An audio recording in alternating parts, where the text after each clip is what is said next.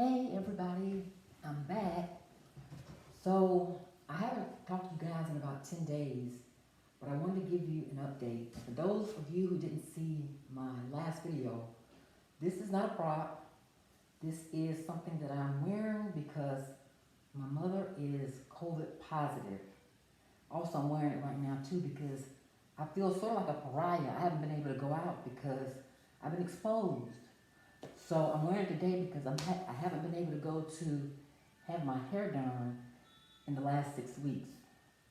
But anyway, I'm going to tell you today, this video is really bittersweet. It's sad and I'm also very mad.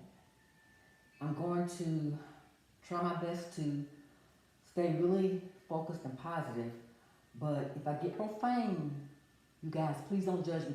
But if you judge me, please forgive me.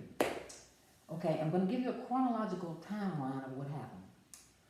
So, on April the 3rd, it's a Friday, my mother was living at an assisted living facility here in Atlanta, Georgia, and it was supposedly an upscale facility, not a nursing home now. She had a test for COVID, and she was one of the very few out of 61 people, I think it was maybe 40 some odd people who tested positive, or 75%. She was in the minority and she tested negative, right? We were so grateful to God. Okay, so I decided I was going to take my mother out and bring her home so that she would not get infected. So the next Wednesday, which was April the 8th, I called the facility and I spoke to a director. And the director told me that he could not get her a test because I asked him to get her a test because I don't want to bring her out if she had gotten infected because I didn't want to get it. So he said he couldn't do that. So the next day, the 9th, my husband and I, because we had been going to and fro, we went and got tested and we both tested negative. That same day, I went and picked my mother up and brought her home. So the following day, Friday, April the 10th, I took her to get tested, and Lord, my mother tested positive. So in that week's time, she was quarantined, guys. One of the staff members came into her apartment, and they obviously gave her the virus. So I'm really upset, and I'm upset primarily with the CDC and the government because of their very loosely written guidelines about frontline workers.